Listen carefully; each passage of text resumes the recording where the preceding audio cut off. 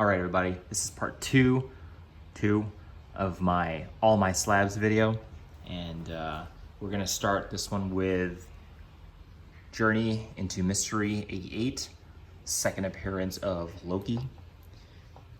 Low grade, as you can tell by the giant corner missing here. Didn't really care too much about the grade. I just kind of wanted to own this book. Just thought it was a really cool cover. Always enjoy the Journey into Mystery covers with the Rainbow Road. And I call it Rainbow Road because I love Mario Kart, but I know it's not called that. Really rare to see Loki shooting out lightning. Got it for a pretty low price, so I couldn't really say no. Right, next up we have a super low grade Human Torch number 18. This is a 0.5 grade, but it is a pretty sweet Alex Schomburg cover. Gotta have at least one of these in your collection. I think this is not the first. Actually, is this the first? This might be the first one of his that I bought. Yeah, this presents really, really well. I can't remember what. Oh wait, yeah, it's centerfold's missing. Effect story. That's why it's a 0.5, and that's why I was able to afford this in the first place. But I mean, the cover presents very well, and I kind of bought it just for the cover, really. So couldn't really say no to that. But yeah, just it's not in super great condition, but the colors pop. That's kind of the thing I like about Alex Schomburg's work, is that there is just action and detail from corner to corner. Almost no spot is empty. There's always something.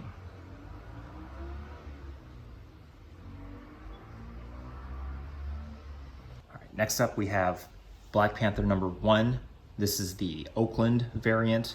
Shout out to Cape and Cowl Comics, because this is a Cape and Cowl Comics exclusive. Really sweet Oakland cranes in the background. You got the little Welcome to Oakland sign and the little Oakland tree, oak tree. This cover is by Jamal Campbell, who I believe lives in Canada. Yeah, just really sweet purple cover. And I was able to get him to sign it, which is really rare. Yep, really cool.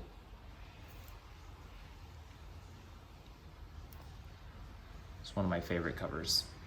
Got some Newton rings here. That's unfortunate. And the thing about this slab is that you can see that piece of plastic right there. I don't know if it's plastic or if it's a bag, but there's a piece of something that got through. So the quality control on this was not the best. But I still love this book. Next up we have Civil War number 1. This is a Wizard World Comic Con exclusive. Pretty sweet cover. But what's really awesome is that this is signed by Haley Atwell, Anthony Mackie, and both the Russo brothers, Anthony and Joe. And I could not believe that this was going for as much as it was. I saw this book for sale after Endgame came out, and I was like, is no one gonna pounce on this? Am I gonna have to just do it? And yeah, it's really cool. I don't really collect a lot of director or celebrity signatures, but this was actually one of the ones that I thought would be really cool to own. If I could afford it, and I could, so I did. All right, next up we have Spawn number 1. This is a 9/6 yellow label. This is the first appearance of Spawn. I am not the biggest fan of Spawn, but I am a big fan of Todd McFarlane, and I only ever wanted to own this book if I could get a signature on it, and you can see it right here with some Newton rings on it. But when I saw this on eBay for a pretty good price, I didn't really care too much about the grade. but having the signature on here was kind of the big selling point for me, so I went ahead and pulled the trigger. All right, next up we have Marvel Superheroes Secret Wars number 8. This is the origin of the alien symbiote that eventually becomes Venom. Just a classic cover with Spider-Man in the black suit, signed by Michael Zeck. Yeah, I mean, who doesn't love this cover? It's a 2.5. I don't really care about the grade. I just really cared about getting a signature from him. This book is not in the best condition. It has some pretty bad, these aren't even ticks. I would say these are like tears, spine tears. In retrospect, I probably should have gotten a better conditioned book. I think I found this like for $1 somewhere, and I was just like, yeah, cool. And then when I heard that Michael Zeck was signing, I sent this in, and yeah, it came back at a pretty terrible grade. Somehow the pages are white, which is great. But yeah, this has, again, some really bad Newton rings. I feel like these are just like Newton pools. They're like really big splotches. I mean, it's kind of cool that it's on the suit because it looks all liquidy, but it's just still kind of annoying. But yeah, I actually showed this book off in a different haul video, I think last year. I can't remember where I got this signed, but yeah, just a really cool cover. Now this is one of my favorite Batman covers of all time. This is Detective Comics number 40, cover by Brian Stelfreeze and signed by him.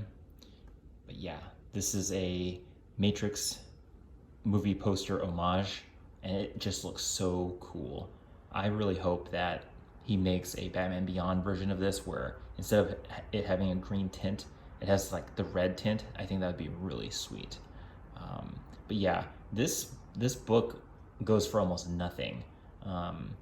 And I think when they announced The Matrix 4, this book shot up like 3 times as much as I paid for it. So I'm kind of glad I got this when I did. I mean, it's still pretty cheap.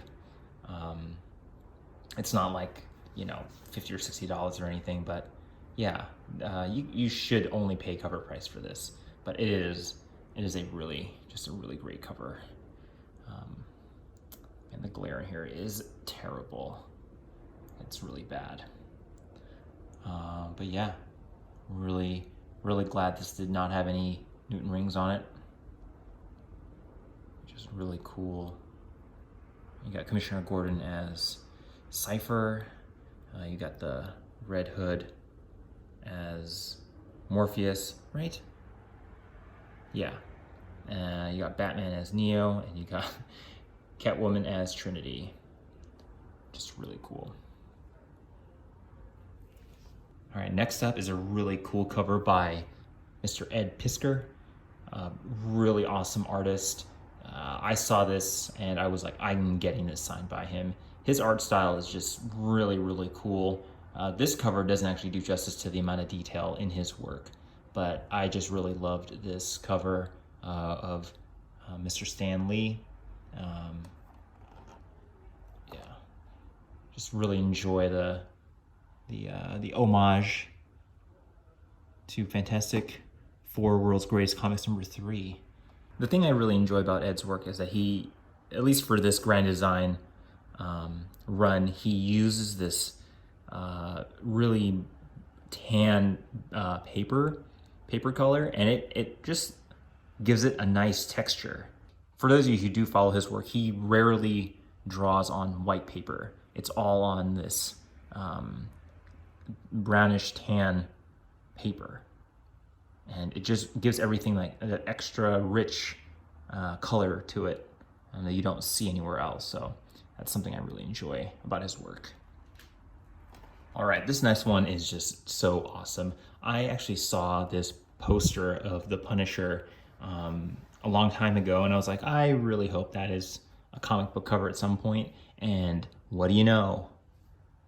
It was on the cover of a comic book of Ultimate Marvel Team Up number 6. This is a Bill Sienkiewicz cover, signed by Bill right there. Just a really cool, like I just love this cover so much. I like the idea that, you know, he's got Spider-Man literally in his sights, and my favorite part is that Spider-Man is his spider sense is tingling right before he pulls the trigger. It's just, I love that. Love that so much. And, you know, of course, this reminds me of the first appearance of Punisher too. And yeah, I just didn't care about the 9-4. I just really wanted this signed. And he has like a really cool signature too, and I'm glad he's signed in gold. All right, next up, we're gonna keep riding this Bill Sienkiewicz train here. This is Marvel Masterpieces 2, number 2. I used to collect cards when I was a kid, these Marvel trading cards, and this was one of them. And when I saw that this was on the cover of a comic book, I was like, I'm getting that signed. I don't give a damn. And yeah, there's his signature right there, right on the hip. And this is just one of my favorite versions of Wolverine. It's just something about, you know, you never really see Wolverine winking like that. And so I think, and there's his other signature right there. But yeah, I just love the way he, his splattering of paint is just, you don't see that anymore. It's a very Jackson Pollock type of thing, but it's messy but still legible, and that's what I appreciate about his work. This book is really cool actually, because it actually is a collection of other artists' work on Marvel characters, and you can kind of see who else this book featured. And yeah, there's actually a bunch of these, and you know, it's basically the cards but blown up into comic book size. And so if you really enjoy just like the art of or these artists, I highly recommend picking these up.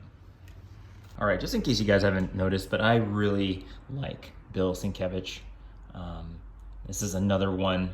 So this one's not super obvious that this was his, but I did get confirmation from him on Twitter, of all places, that he did in fact work on each of these characters separately, but for the video game, they combined all 3 of those onto one cover. This is Maximum Carnage number 1. This is for the, I can't remember if it's a Super Nintendo or something, but this was the cover for, oh yeah, so here it is. This was, yeah, Super Nintendo and Sega Genesis. And I think that this was the original cover, or the ad, and then they put Spider-Man Venom on the front of this comic. And this is a variant. So, but yeah, just so cool. I read on the internet that he did in fact work on this. They don't actually give him credit on the label.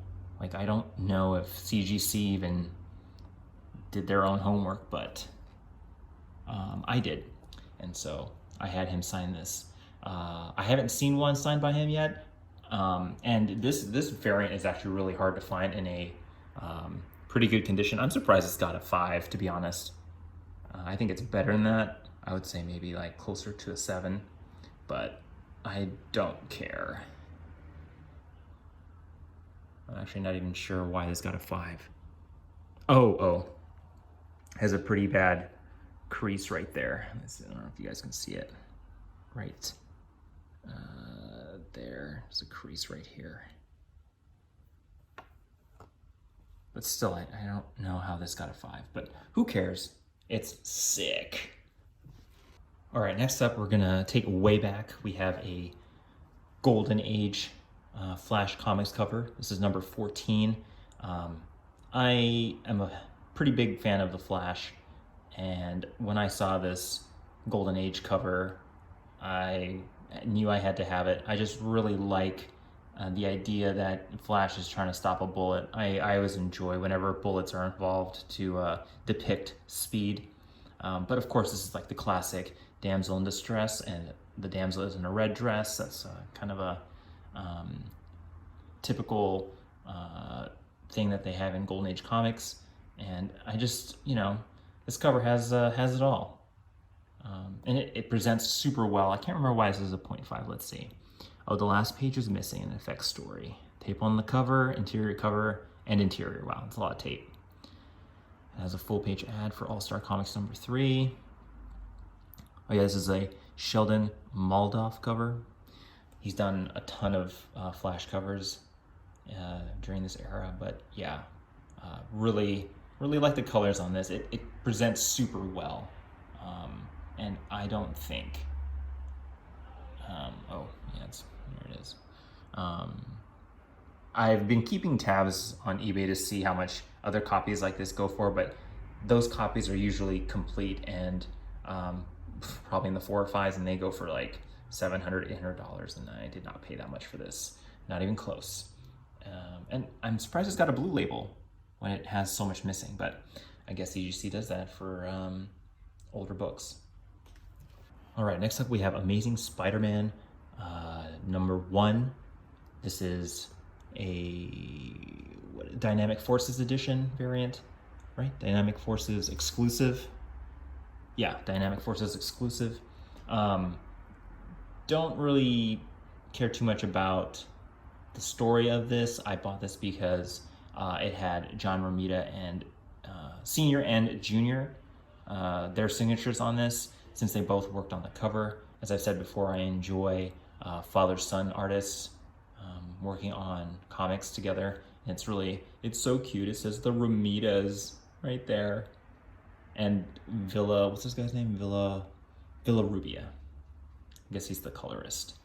But yeah, you don't really see John Romita Senior and Junior signature on the same book very often, and they don't work on covers together very often either. So I thought that was actually a pretty cool little thing, and that's why I got this. Again, you can tell this is an older label or older slab because the label at the very top is exposed. The plastic casing is kind of murky looking, kind of has this gray haze from afar. But yeah, love it. All right, this one's actually a pretty cool one. One of my favorite books in my collection is this is Action Comics 800. This is a Drew Struzan variant, homage to Action Comics number 1.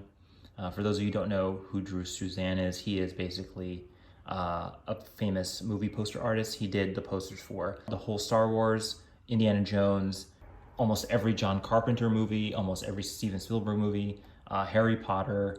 You've seen his work, you just probably didn't know who he was.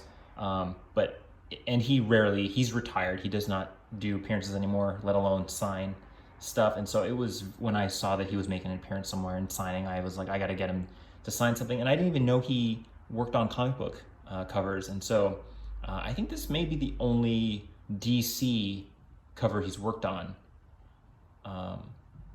So yeah, and the really weird thing was when I bought this off of eBay, the really weird thing about this book was that when I bought this raw off of eBay, it already came pre-signed by this guy. What is his name? Joe Kelly? I actually don't even know whose signature this was because it was raw. It came signed, and then when I was like, I don't care, this is actually in the earlier days of when I didn't really know too much about CGC and how their rules went with signatures and stuff and witness verification. But I submitted this to get signed and slabbed, and it came back a yellow label without that green strip or something that says like there's a signature, like name written on whatever, because there wasn't a witness. But yeah, they totally missed that this was signed beforehand, and so they just gave credit to Drew Struzan's signature without even acknowledging this guy's signature. So I got lucky there, and yeah, I mean, I wouldn't have cared too much if there was like a green strip at the top that they do to identify that there's something weird. There's an unverified signature. Unfortunately, there's some Newton rings, pretty big splotch. Also, I should probably, one more thing.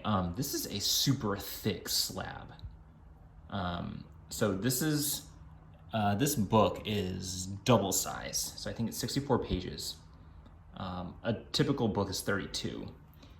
And I'm gonna show you the difference.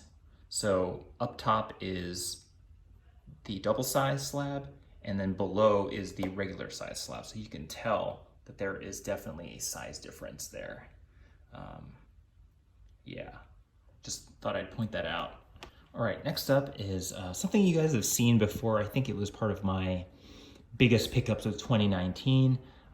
Still super excited to have this. This is Amazing Spider-Man #1. This is a partial blank variant, but the real special treat to this is the sketch by Joe Jusko, one of my favorite artists of all time. He never does any sketches, and when he does, he charges a buttload of money, and I paid not a lot for this. And it came with a sketch by Steve Lealoha. What's his name? Steve Lealoha. Yeah, I'm not sure who he is. And a Green Goblin sketch by Keith Pollard, who is another Marvel artist. But yeah, just really, and you know, for him to be doing a sketch of Spider-Man, that is super rare. Just saying. Almost impossible to find, if ever. And if you do find it, it's probably going for like $700. So, yeah. Don't know what I want here. I know I want to get this filled out sometime. By who? Don't know. Of what? Probably Venom. But I don't know who would do Venom. Probably, I mean, I would want Todd McFarlane to do Venom, but I would not be able to afford it. So, anyway, yeah, just really love this Joe Jusko sketch of Spider-Man here. It's really special to me. All right, next up we've got a classic. This is X-Men 266, first appearance of Gambit, Remy LeBeau. That's Storm, right? Or is that just like a random person? But yeah, this, I found a raw copy of this, I think, at a comic store in Berkeley, and the guy had it listed for $30, and I was like, will you sell it to me for 20? And he said, sure, and I said, okay. And yeah, I got this for 20 bucks. I think the top is trimmed in a weird way a little bit. I'm not sure if that was part of the manufacturing, but came back at 9.2, not bad for 20 bucks. What's really weird is that there's like this huge Newton pool. Like what is happening here? Why is this clearer than this? Like, what is happening? Like, I don't know what's up with that. Yeah, this is actually my second copy, but my other copy is raw, so yeah, you gotta have first appearance of Gambit. You just have to. Yeah. All right, next up we have Flash 105. This is the first Silver Age Flash in his own title. I think I was up late on eBay one night, and I just saw that this seller put up like a flash sale, no pun intended, but like a 24-hour only type of sale where he was literally just trying to get rid of this book. And I was like, is this real? Are you legit? And he's like, yeah, just want to get rid of it. And I couldn't believe how much he was selling it for. And so I bought it, and yeah, it's a 1/8. And it has two extra staples after manufacturing, tape on cover. Yeah, the spine's pretty bad. It's definitely got some tape. I wish the tape wasn't yellow, and there's the extra staple. Yeah, it's not the sexiest cover. I mean, the colors are still pretty great. This cover is actually still it presents really well. Compared to some of the other copies on eBay. But yeah, this thing was almost, I don't want to say dirt cheap, but it was definitely not what the other copies were going for. And so I was like, you know what, I'll go for it. I'll pull the trigger. And yeah, just really happy about it. So you just never know when someone on eBay is just going to want to sell something. He knew how much this was worth, but I don't think he cared. All right, next up we have an embarrassing copy of X-Men 12, first appearance of Juggernaut. Man, CGC really did a slappy. They did a sloppy job of putting this thing in a slab. Like I realize the centerfold is attached, but like, come on, guys. You know, you could have just, couldn't you have made sure that the cover wasn't like slipping off? Like, what is this? You know? Like, was the grater or the presser or whatever, I mean, what happened here? Was he in a hurry? I mean, I don't care, this is a 1.5. I think I got this, like, this was like bundled with something else, and I was like, yeah, I'll pay that for this. But yeah, I just, man, I don't know. I might want to trade this away, I think. I have another copy that's way better than this. And yeah, I think I might, if someone's looking for a copy of this and you don't care about the grade, let's talk. Leave me a comment down below. I'm willing to trade this for something. All right, this is Chew 35. This is a convention edition. I think this might be San Diego. Does it say? No, it just says convention edition.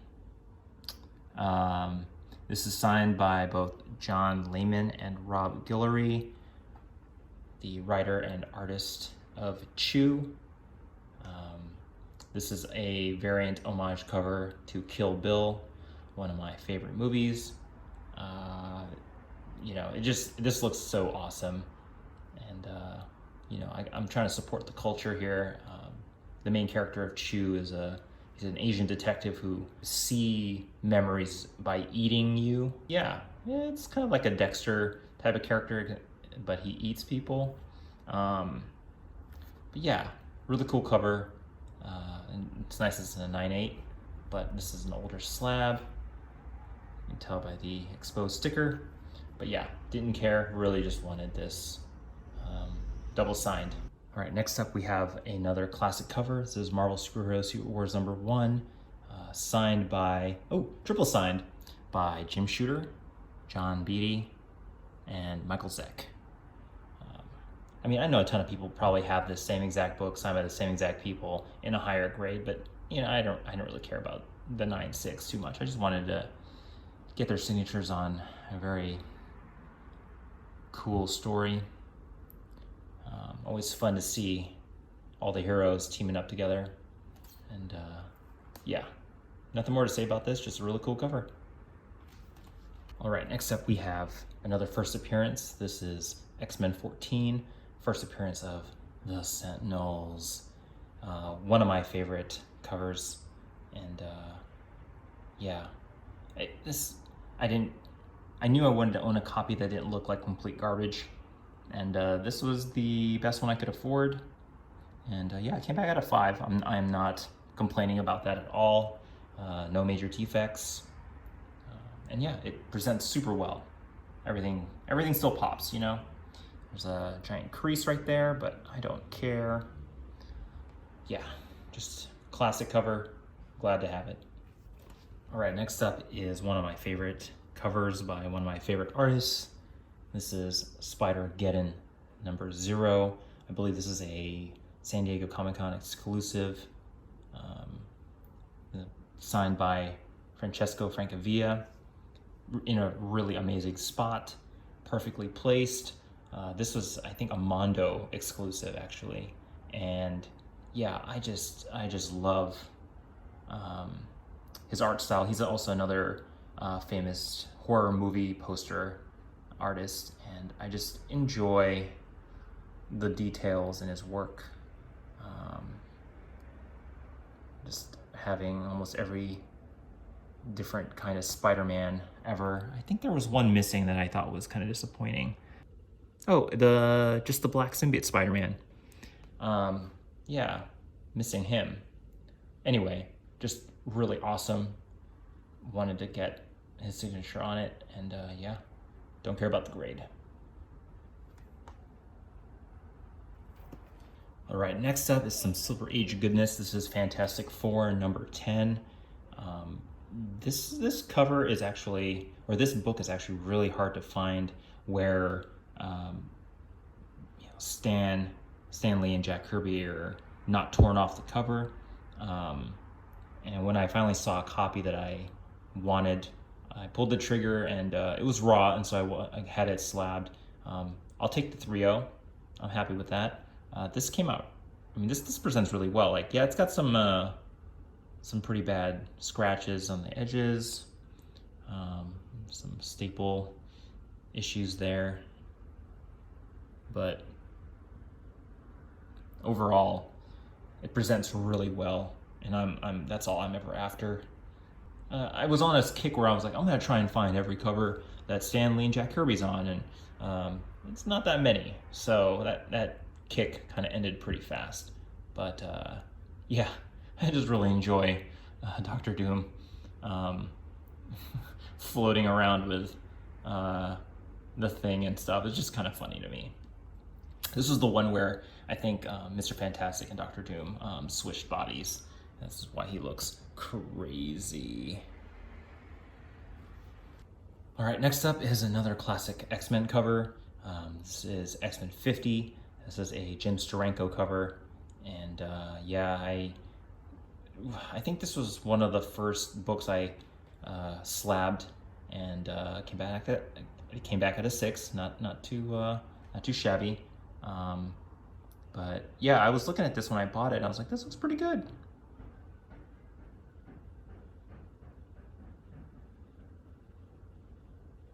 Oh yeah, this is also the first introduction of the new X-Men logo, which has now become the most famous version of the X-Men logo, created by Steranko. And yeah, it looks so cool. Love it. All right, going even further back, this is Strange Tales 107. This is a classic cover. Battle between the Submariner and the Human Torch. It's just really nice and simple, very, very cool. And yeah, it's a restored purple label. What did they say? Small amount of glue on cover, tear seals to cover. Yeah, who cares? I just really wanted this book. Yeah, I mean, not much more to say about this. I really, oh, this is by yeah, Larry Lieber. It's Larry Lieber. Yeah, just a really cool Jack Kirby cover. Love it. All right, next up is a book I posted on my Instagram a little bit ago. Got some heat for the caption. Because I was saying, like, I'm not the biggest Batman fan or Joker fan or Neil Adams fan, and I still stand by that, but I am definitely a fan of this cover. This is Batman 251. They just call it a classic cover, which is hilarious. But yeah, I actually picked this book up when I was in Austin, and it was not very expensive. And I was like, I think this is an important book, and so I picked it up, and I looked it up later, and I was like, oh my gosh. Yep. Pulled the trigger at just the right time. But yeah, anyway, it's just a really cool, really cool cover. Feels very Scarecrow, like he's, imagining this, but all right, and that's it, you guys. If you enjoyed this video, please hit the like and subscribe. You can follow me on Instagram and Twitter. Otherwise, I'll see you guys in part 3. Bye.